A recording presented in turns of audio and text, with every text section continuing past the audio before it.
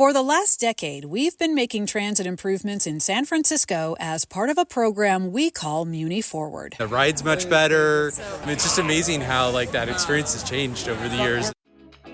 Welcome to Taken with Transportation, the San Francisco Municipal Transportation Agency's official podcast. I'm your host, Melissa Call-Ross, and in this episode, we're celebrating the 10-year anniversary of Muni Forward.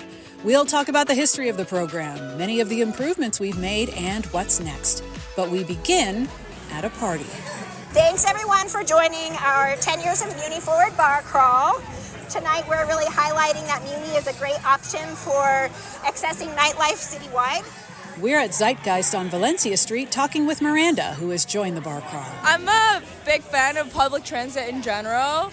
And I actually just moved to SF from Brooklyn, New York. And I've been bussing around a lot, and I thought, what a great way to learn more about the city by joining this event. So I just jumped on it. So how does Muni compare with New York City Transit? I love how on time it is, how integrated with Google Maps, the time is so accurate.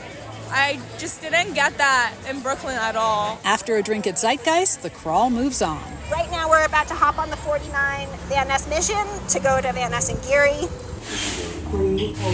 From there, we walk a couple of blocks to Kung Fu Action Theater, which actually is a bar, and the crawlers settle in. This is quite the vibe, and I'm loving it. While we're here, we meet Anne-Marie Wong and ask her why she's bar crawling with us. This is such a great opportunity just to connect with other transit, lovers, Muni lovers, and just appreciating what Muni has done for our city and for just people like me. I was born and raised here, and I depend on Muni 24/7. I took Muni to my first job, to prom, to basically everywhere, and I'm just so thankful that I can have something that can take care of me for the rest of my life. You took Muni to prom? Yes, so the prom is actually right down the street on Geary. So my friends and I took the 49th straight to that hotel. I forgot what it's called, but we took it to prom. City kids. Anne-Marie goes on about the benefits of riding Muni. Just not depending on a car is such a great thing, especially when I was younger. When I went to college and I meet other people, they're like, oh, we couldn't even go anywhere until we got our driver's license. I was like, what? I am so thankful that I grew up in a city because I have the opportunity to have that type of freedom and mobility. And once I got older, I appreciated it even more because there's one less stress thing in my life. As much fun as the bar crawl is, we're going to leave and go back to the origins of Muni Forward. Muni Forward is a comprehensive program to make Muni service fast, frequent, reliable, clean, and safe. And it's everything from the red carpet, dedicated lanes that everybody associates with the program to some of the smaller and more incremental treatments we make to get transit out of bottlenecks and through slow intersections. That's our transit director, Julie Kirschbaum. Before she became transit director, Kirschbaum began the work that would become Muni Forward. I started at SFMTA in 2007 to lead a comprehensive system study designed to make Muni more cost-effective, more reliable, and more attractive to our customers. At the time, we were experiencing a lot of crowding and other operational challenges, and we found that there were a lot of opportunities to make the service better. There were a lot of places where Muni vehicles were stuck in traffic. We also found that because the system had grown organically over decades, really the span of over 100 years, there were a number of places where we had redundancies or that we weren't serving new and emerging communities. This study was called the Transit Effectiveness Project, or TEP, and the Great Recession hit shortly after it began. So some of the efficiency measures were put in place as part of budget adjustments at that time.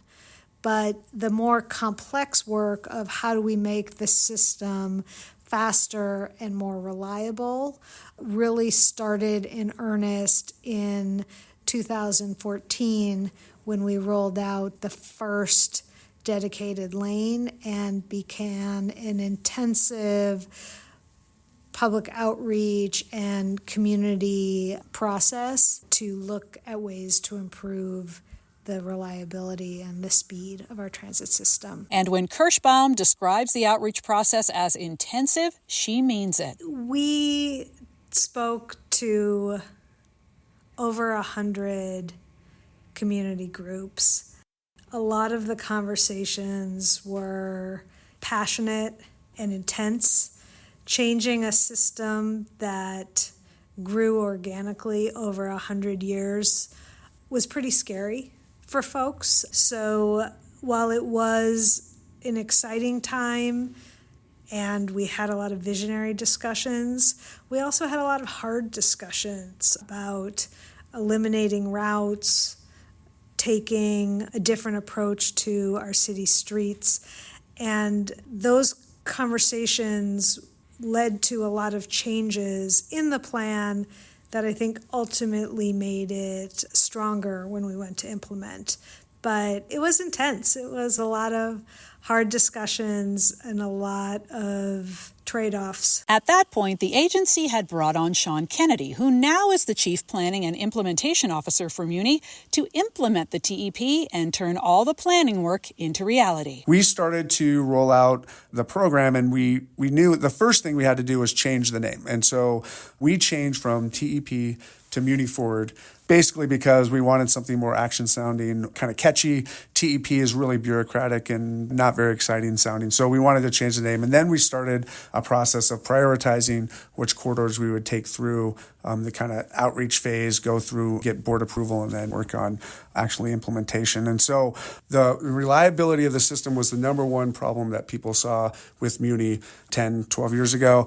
A simple request: when we say a bus is supposed to show up, have a bus show up. Kennedy notes that the work of making Muni reliable, not to mention fast, frequent, clean, and safe, is part of a bigger picture goal. Muni Forward fundamentally, and really the transit planning group, operates under this mantra of expanding opportunity. And that is really how we look at our job, as providing opportunities for everybody in the city, regardless of race, income, nationality, to have access to opportunities to grow their lives through education, through visiting friends, through job opportunities. And so the main kind of meta goal of Muni Forward and of anything that we do, service planning wise or capital wise, is related to expanding opportunities. And so our strategy to improve opportunity in the city, one of the strategies is called Muni Forward. It's like making changes to the system and the street. So let's talk about the changes we've made over the last decade to improve Muni service. We're at the intersection of Church and Market Streets to discuss them with SFMTA Transit Priority Manager Michael Rhodes. Some of the first improvements that we made were a series of pilots that kind of let us dip our toes into transit priority and the Muni Forward program in general. The first red transit lanes in the city, in fact, were here on Church Street, right here between DuBose Avenue and 16th Street. And this included taking the center lane of the street and turning it into a red Muni bus taxi-only lane, benefiting the J Church and the 22 Fillmore, helped improve travel time through this corridor, and sort of showed us how this can work. And since that time, we've expanded red transit lanes to a lot more locations. We have about 22 miles now of red transit lanes and 75 miles total of transit lanes across the city. So you'll see those all over the place, in places like Geary, places like Mission Street, places like Hyde Street, where we installed them recently in the Tenderloin. But there's also a lot of other types of improvements, things like wider sidewalks at transit stops, boarding islands at transit stops to improve safety and accessibility, traffic signals that stay green longer for buses and trains. We have those here on Church Street too. Wheelchair accessible ramps, which we've installed here to make the train accessible. Really a toolkit of about 24 or so different design improvements we do along transit lines to speed them up, improve reliability, improve accessibility, and provide more space for amenity for customers. And these projects have added up over the years. We've made about 100 miles of corridor improvements since 2014. from Church Street to Mission Street to Taraval Street, Geary, and some lesser-known corridors like Hyde Street or 7th and 8th Streets where we've done transit lanes that fewer people are aware of them, but they've made a big impact in terms of the reliability of the system. So our highest ridership bus line in the whole city these days is the 14 Mission, 14R Mission Rapid. We've made improvements on Mission all the way from the northern terminal near the ferry building on down through the Mission District, and now we're under construction on additional improvements in the Excelsior section of Mission Street. So if you ride the 14 Mission today from downtown all the way out to Daly City, you're going to see improvements like transit lanes. You might notice that signals staying green a little longer for you. You're going to notice improved bus stops, wider sidewalks at the stop. You're going to notice left turn restrictions at some locations, so that's going to improve the pedestrian safety at that intersection, but it's also going to keep the buses moving. And as a result, we've seen across that whole line a 9% reduction from end to end travel time. But when you zoom in on sections like Soma, Mission Street and Soma, you're going to see up to a 31% improvement in travel time. How are the projects carried out? We've got a couple ways we might go about, building a Muni Forward project. Sometimes the best way to do it is you've got a repaving project or another big city project. They're going to replace the sewers, and that's the time to go in and say, we're going to join that. We're going to minimize disruption by adding our improvements, say a wider, sidewalk at the corner or a traffic signal with a signal priority for transit into that same process. That reduces disruption, but it also takes longer to get to the benefits. So the other side of the coin for Muni Forward is the quick build process, where as soon as we have a project approved by our board and is ready to go ahead, we do everything we can with paint and plastic and anything in our own shops can implement. And in fact, in some cases, we even have the public works concrete folks going out there and building boarding islands or other infrastructure on a much quicker timeline. So there's that quick build approach that helps us get benefits sooner, while also partnering with other construction projects, other efforts that might be underway to minimize disruption and deliver the best impact for Muni Forward. And once a particular project is complete, is that the end of the Muni Forward work in that area? Not at all, says Rhodes. We love to look at our corridors with the highest ridership in kind of a iterative or persistent way. We keep coming back. We're never done. You never have the perfect transit corridor. You're always making improvements, and you're always responding to changing conditions on the street. So when we see that there's an area of the city that's going to be growing, let's be ready with more capacity on that train line or protect us from the traffic congestion we know is coming. There is no final project. Everything is always changing in this city, and so we have to be changing and keeping up with the times and keeping ahead of the times as well. Across Church Street from where we've been talking with Rhodes is the bakery and cafe Thoroughbred and Pastry. Since it's been here for 16 years, we go in and ask owner and manager Julie Marie Suas what kind of impact the Muni Forward improvements made on Church have had on her business. Well, at first we were a little skeptical because it did take away a lot of our parking spaces, and so at first we were like, oh man, this is going to be a tough one. But it actually brought in I feel like it almost brought in a new generation of people, which kind of brought in new regulars and people who now bring their breakfast here and then they go to work, and then it's fun to see people, they're on their way to work or on their way home from work, and they always stop in, and it's a nice hub now. Thoroughbred and Pastry also has been part of our Muni Forward anniversary celebration, including the Tasty Transit Tour, a Muni tour of bakeries around town, much like the bar crawl. Suas is happy to be included. Events like this are really important for our community and our neighborhood. I mean, especially if people aren't specifically from this neighborhood and they take the train to go out into different areas. I think this helps people learn how to take transit if they haven't, or they're nervous or scared to do it. This kind of gives you a motivation to learn to do that, and I think it's opening new doors. It creates a space and a community, and I think it's really important to continue that, and I think more things like this should happen, and it's great. We leave Church and Market and head across town to 19th Avenue and Lincoln Way near Golden Gate Park, where we're talking about some Muni Forward improvements in this area with Cheryl Liu. Liu manages the agency's Transit Engineering and Intelligent Transportation Systems team, a group of about 20 engineers. We're discussing the impacts of a transit-only left turn lane that we're looking at on Lincoln at 19th. That allows 29 Sunset bus to get into that lane where we have sensors installed in the pavement to provide the left turn signals for the 29 Sunset to make a left turn onto Crossover Drive going northbound. Prior to this improvement, the 29 Sunset bus have to make multiple turns in order to go northbound. They have to make a right turn onto 20th Avenue make a left turn onto Irving, make another left onto 19th Avenue. So this dedicated left turn lane really improved 29 Sunset on-time performance and also customer experience. Lou also discusses the carpool lanes, also known as high occupancy vehicle or HOV lanes, that were installed along Crossover Drive in the park. Those first urban HOV lanes in the country continue along portions of Park Presidio and Lombard and help ease traffic congestion for Muni.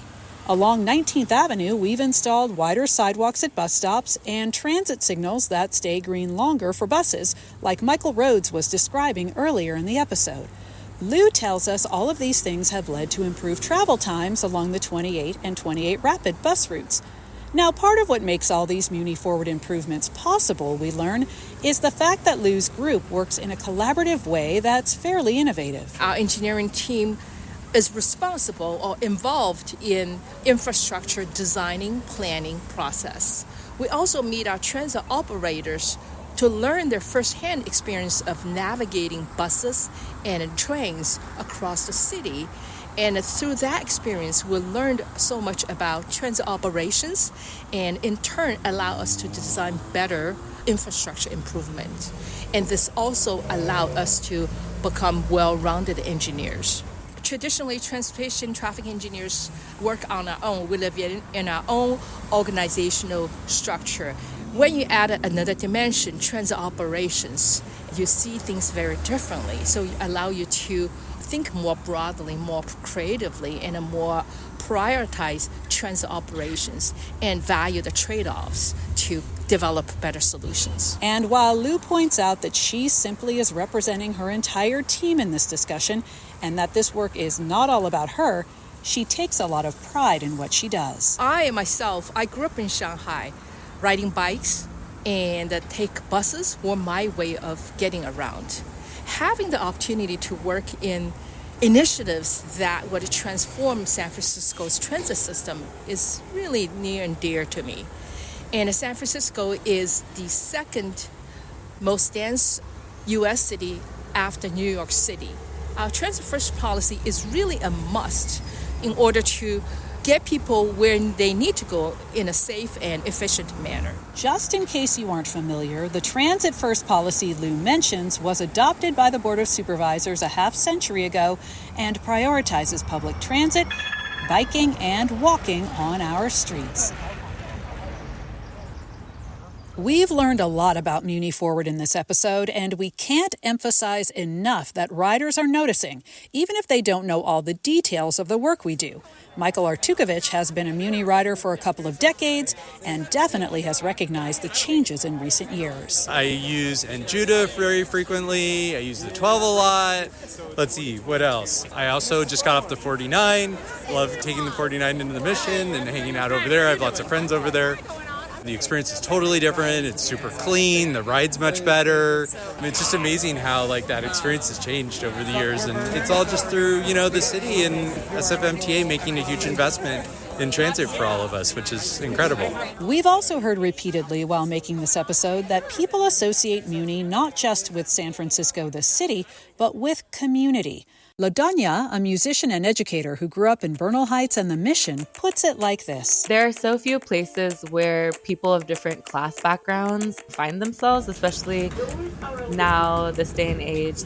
There's Uber, or there's Lyft, or there's DoorDash. They don't go grocery shopping. So I feel like there are fewer places in this world where people from different backgrounds meet. And that's what I always saw on Muni, and that I always loved about Muni, is that you see people from all different walks of life and all different places, and you're together. Okay, we've been doing Muni Forward work for a decade, and we're seeing the results. So where do we go from here?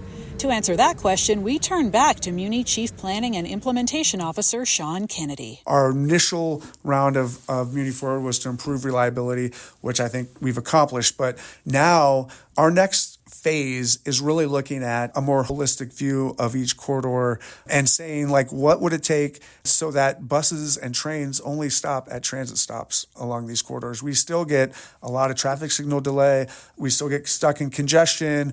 So we're going to be focusing over the next 10 years on what we call our 5-minute network and rolling out this idea that you should be able to go to some of these main corridors and just not even need a schedule, not need to look at your phone. There should be a bus coming reliably or a train coming reliably every 5 minutes. And so trying to only stop at transit stops on these corridors is really the goal, to give what we think a real backbone and a way to offer expanding opportunities to the entire city. Transit Director Julie Kirschbaum. What I'm excited to do is continue to improve the rider experience on our heaviest ridership corridors until we get to a point that riding transit becomes the easiest way to get around our city. Thank you for joining us on Taken with Transportation. We're a production of the San Francisco Municipal Transportation Agency, and you can find the latest episodes at sfmta.com/podcast, as well as Apple, Spotify, our YouTube channel, or wherever you listen.